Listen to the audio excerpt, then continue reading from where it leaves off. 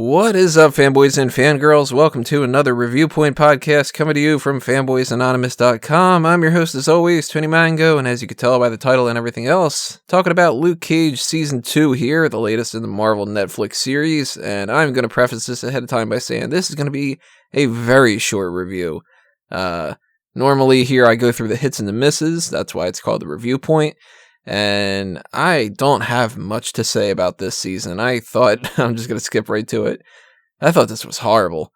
So, spoiler-free version coming up first. Yeah, we're just going to get right into it. We're less than a minute in, I'm already going to just bury the lead.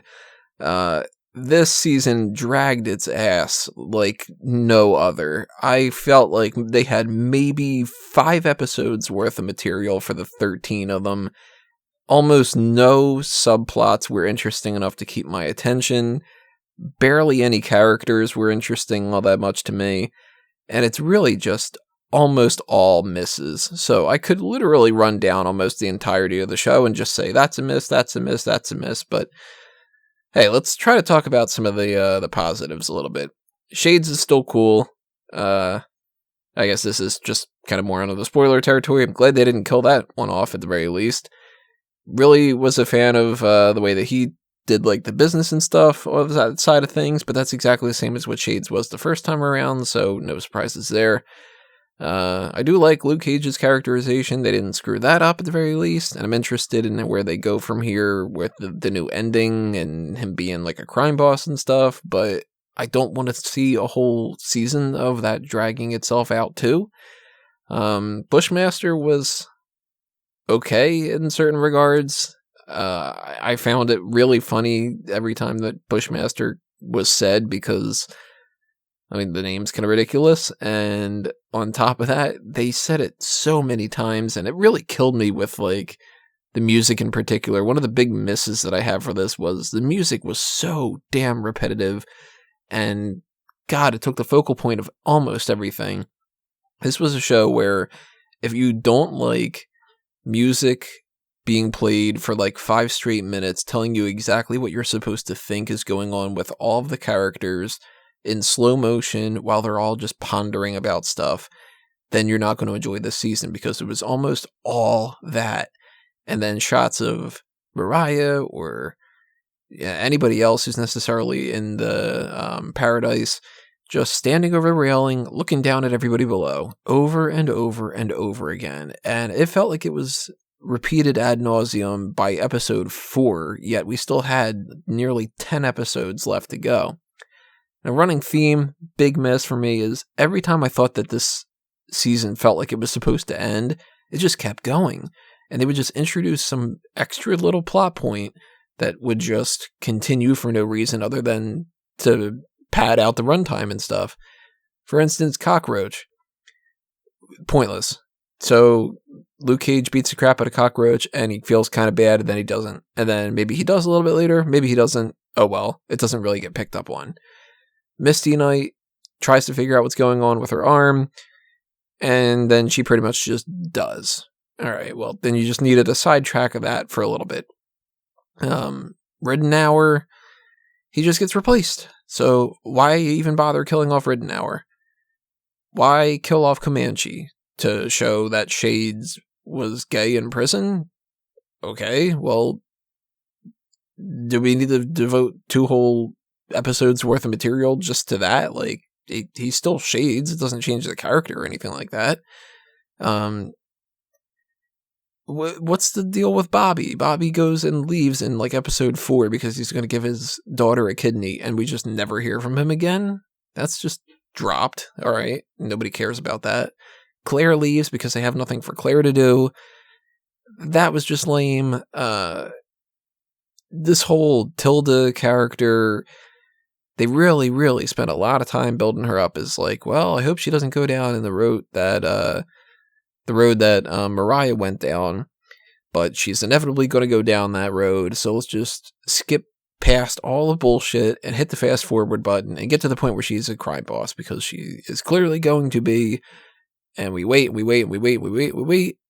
then she is, and it's like, I know, I fucking saw this coming from a mile away. It really just was not a strong season.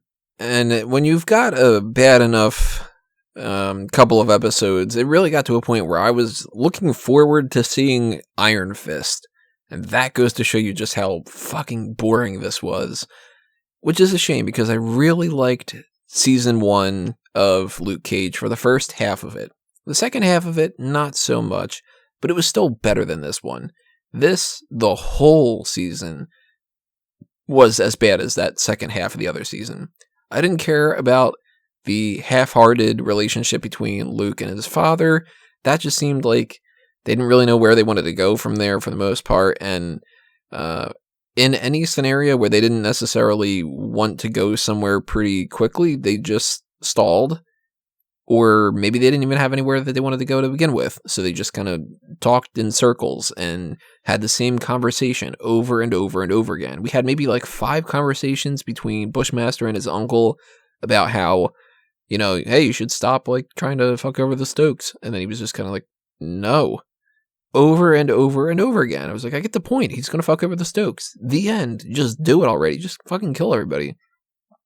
It was a really frustrating season, and I don't recommend it at all. I'm struggling to figure out some hits to talk about. I liked Colleen and Misty teaming up in the one little bit of the one episode. There was a couple jokes here and there that landed pretty funnily. Funnily, that's a word. But like not much at all. It was like maybe in each episode there was like 1 or 2 little highlights, and they weren't even all that strong. So this is just a pain in the ass.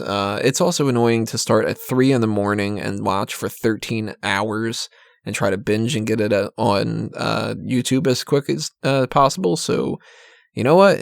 Maybe in the future, not necessarily going to do that for Netflix. I don't think it's maybe worth it, because we've been not getting the strongest string of things. Punisher was kind of good.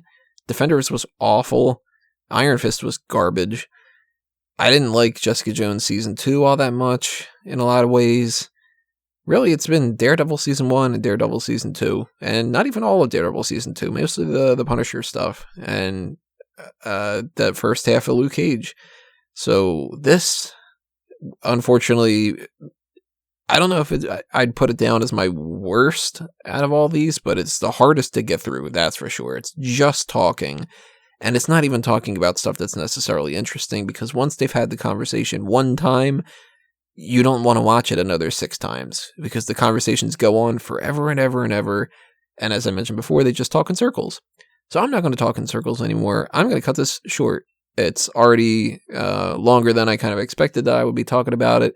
I have virtually no hits to talk about, other than like, hey, it's funny what happened to Morty and other shit like that.